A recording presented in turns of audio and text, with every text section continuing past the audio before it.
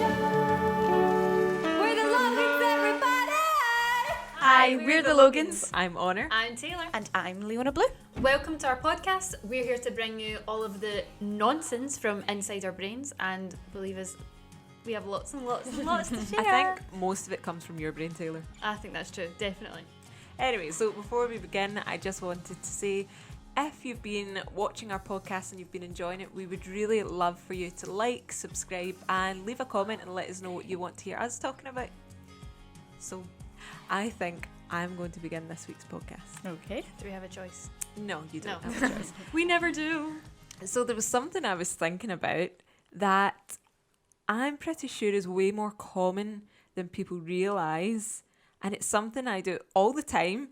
If I'm in a new building, a new room, just a new situation, I always think about, if there was an emergency, how would I escape? Do you two think about that? All the time. Yeah. But it's so weird. Like, I don't know, why do people do that? I think, like, probably most people do that. It's probably like a biological instinct just to be on edge. You're right, Probably. you maybe do. And it's maybe is just like, I wonder if people like cavemen did that. Or maybe we just watched too many scary films. Well, that's what I was about to say. I was watching Gilmore Girls with one of my younger sisters. Wait, I just said we were watching scary films. Yeah, I was watching Gilmore Girls. I'm not as scared of Gilmore Girls, okay? Yeah. I'm grown up now. I don't find it that scary. So I was watching it with one of our younger sisters, and there was a scene where they were talking about what bed they were going to stay in this motel to see who was closer to the door, who would get killed by a murderer first. And I was thinking that's quite dark. And then my younger sister's like, yeah, we have this argument all the time. My sister and the other sister she shares her bedroom with are like, yeah, we fight about who has to sleep closer to the door to see, like, if a murderer came in, who would get killed first. Do you know I'm what? like, that's so dumb. In Like, what? dentistry, it's actually like law that the chair has to be facing away from the door. So if something happens, the dentist gets out first. So the dentist well, it's in case it's to sort of protect you from the patient in case they did something. But the dentist seats are always the closest to the door. If something's happening, they're getting out That, first. you just made the dentist was already like a million squillion% scary. Like, now you just topped that. Really done it worse. Oh my god. I have to say though, I think this makes me a good big sister, because any time when we were younger, I would have volunteered to sleep at the door. No, that's so true. Like, you I are a was- good big sister. yeah. Like, that is something, like, you were like the safe big sister. Does that make sense? Safe No, but big that's sister. like really like internally important. well, like, she's you your only knew- big sister. I know, that's true. Yeah, but if you knew you were with Honey, like, you knew that if something happened, Yeah. Honey would be like, get away, I will deal with this. If I was with you, you'd be like, you can't run as fast as me, you're at bye. Bye. Take her and not me, please. Literally, like, that is what you would, yep.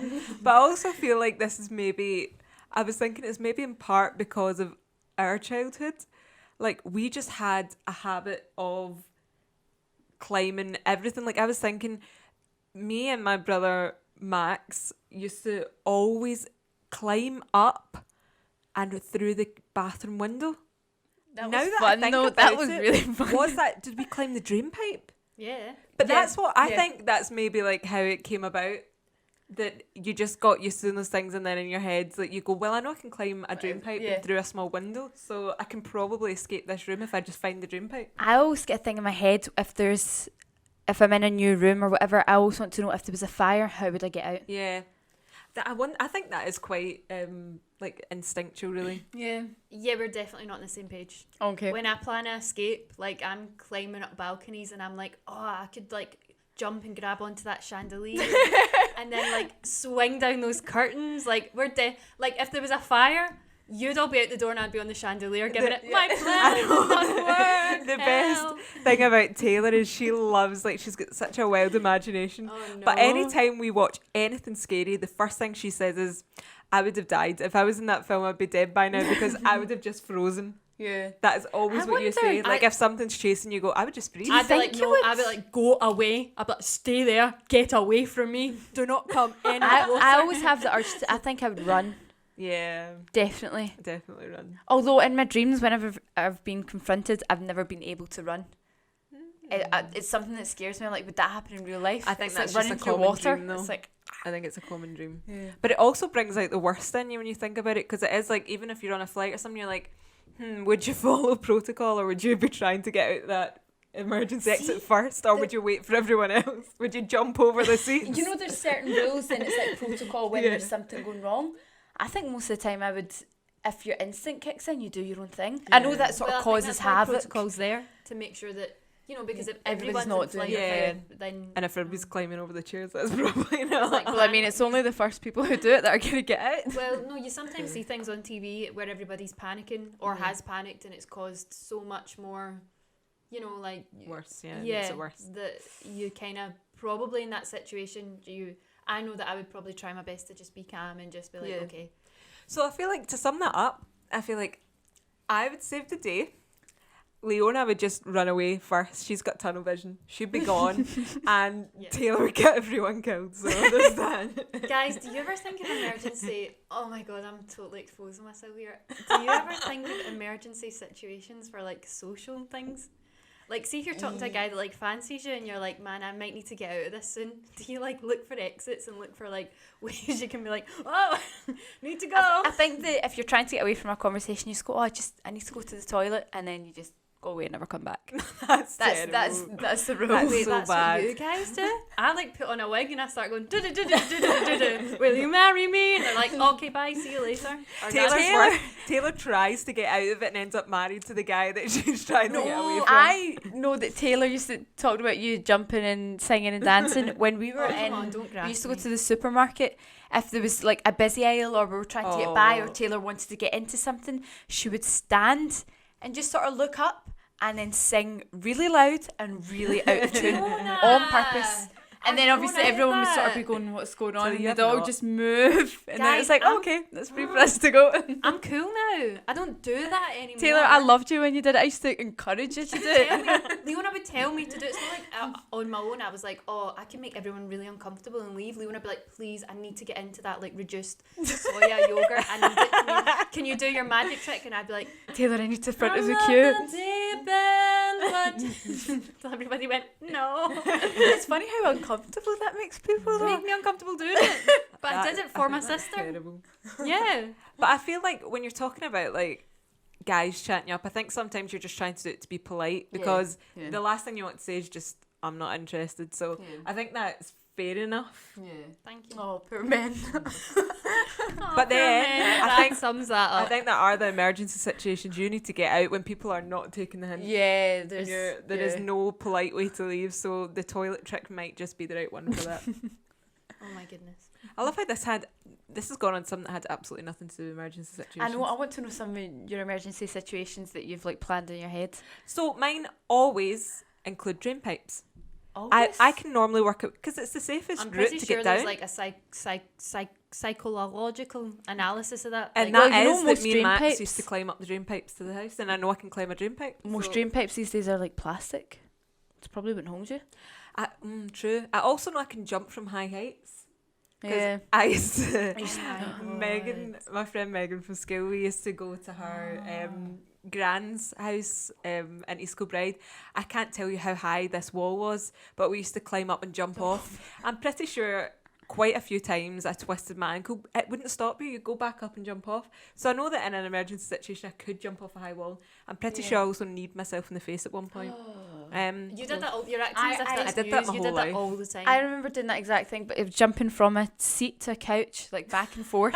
Just it was so much fun, just jumping off the couch and onto a seat, you know. And then my mum came in and said, "Leona, stop doing that. You're gonna hurt yourself." I was like, "No, I'm not." And then I jumped from the seat onto the couch, sort of like a tuck jump, and then just like kneed myself in the face and burst my nose. Like it was. and mum was like, again? No, I didn't tell her. I just went away like crying in the bathroom. Now Like, that's like I didn't parenting say 101. Make sure you say to your kid, like, this will happen to you and I'll be right. So your kid has to go away and like look after it themselves. Like, I can be wrong, especially Leona. I think I broke my nose or something from that. You probably did. It's probably why I've just got a blocked nose all the time.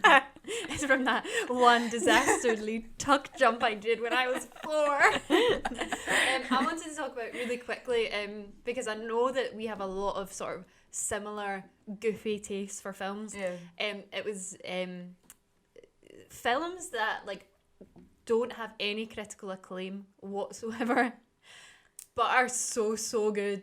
There's lots of I them. want to discuss that because I kind of feel like the Scary Movie franchise, like at least the first like 2 or 3, are so good. They are so funny. Are they seen as bad? Like, are they? They're like all the rated? time. They're like all the time. They're sort of seen as like bad films. Yeah, like critically, Oh they're my bad god, they're films. so good. And I'm They're like, so it's like made our childhood. I've watched them so many times. I kind of feel like though anything that's not, cultured is probably considered a bad film, even when it's really funny. Like, for instance, pretty much all of Adam Sandler's films Oh are my god! like the lowest rated on Rotten Tomatoes and IMDb. Really, really bad. Yet they are my most favourite films, without a doubt, and I could watch them over and over, and I don't think they get old.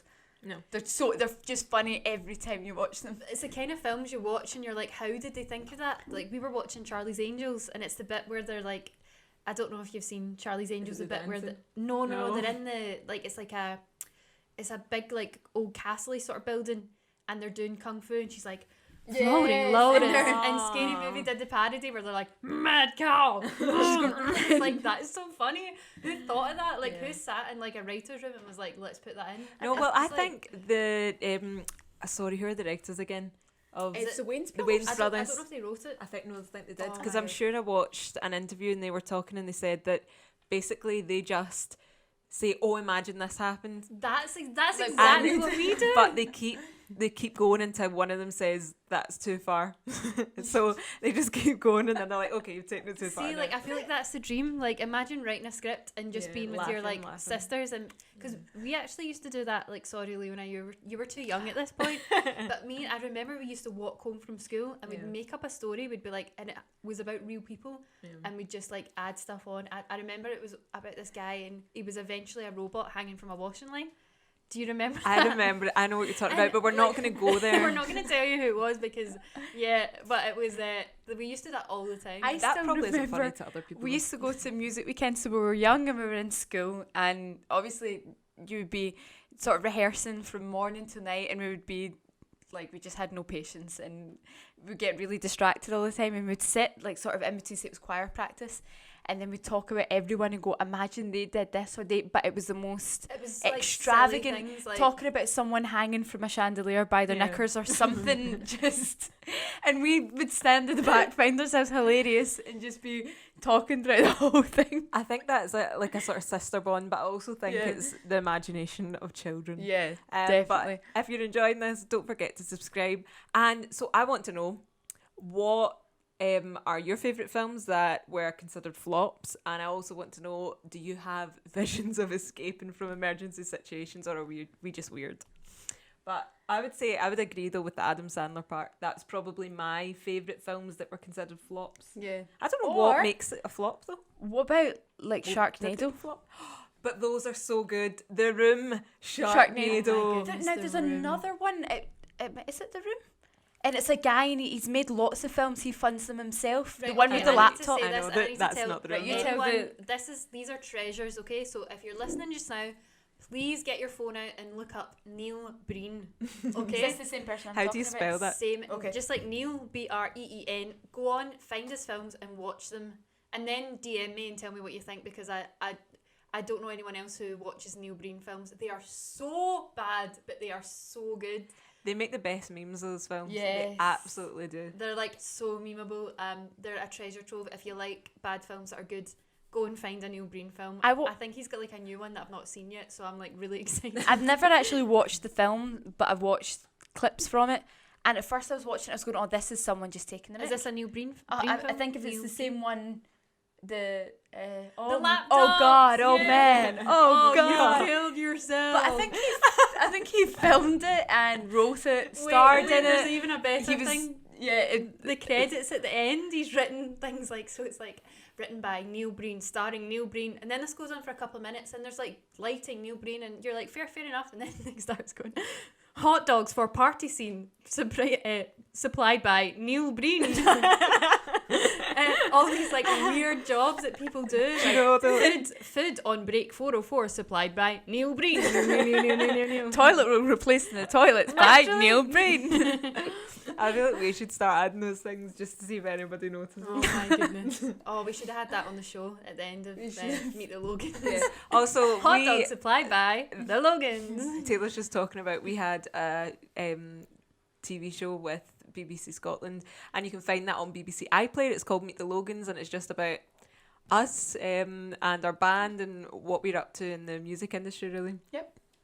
Sorry for that interruption, everyone. I was just going to say, I think this is a good place to sort of wrap it up. Yeah. We've got... That went so quick. It went really, really quickly. There's plenty more like nonsense films Yeah. we could talk about, but I think we would be here all day. I could talk Quoting about Adam Sandler all day. Happy Gilmore alone for 5 hours straight. But thank you very much Yep. for watching. Remember to like, subscribe, leave a comment, and let us know what you want to hear.